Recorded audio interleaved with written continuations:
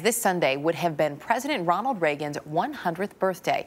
His legacy is being remembered all this week. The Reagan Presidential Library is planning concerts, a giant birthday cake, and the opening of a new museum. There's also an ongoing project there where students get a rather unique history lesson. CBS News correspondent Elaine Quijano is here with the story. What a great idea for kids. Really interesting. Good morning, Erica. Now, these kids were not even born when Reagan left office, so to them, experiencing a crisis from the 1980s is history. But it's more than that. It's history coming alive. This is not your typical field trip. These fifth graders visiting the Reagan Library in Simi Valley, California, are about to go back 28 years and straight into the nation's nerve center. When you walk through these doors, you will no longer be students. You will make history. Over the past 3 years, the Discovery Center program at the Reagan Library has been immersing kids of all ages into the Cold War. It's an interactive learning experience where each student plays a part in acting out the day's history lesson. Students love it because it's a time for them to play roles that they wouldn't get to play anywhere else, and teachers love it because it hits a lot of the core standards. This class from Township Elementary School is recreating an international incident that President Reagan dealt with in 1983. The military needs orders on the situation in Grenada.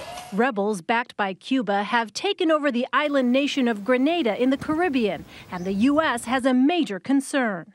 800 American medical students are on the island and might be in danger. These kids have not yet studied Grenada, and that's by design. Soon they'll learn how history unfolded, but for now they're on their own. They assume their roles in realistic settings. Journalists must decide what to report from the White House press room.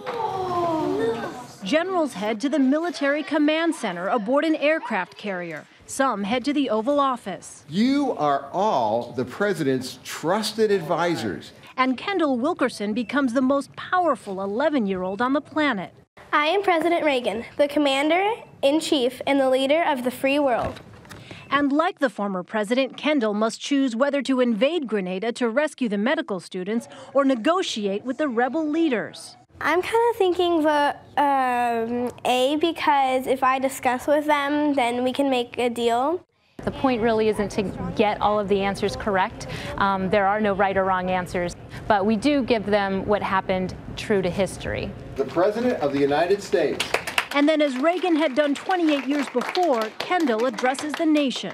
The last few days have been difficult for our country. I concluded the United States had no choice but to act strongly and decisively.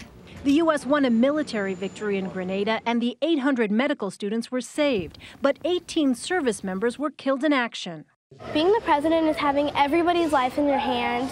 It is a lot of weight. It is like having this whole building on top of you. After a day of experiencing the Oval Office, commanding ships, even taking the controls of Air Force One, learning firsthand how our government functions is a lesson that can't be beat. It's just something that you know is going to be a memory that they have for the rest of their life.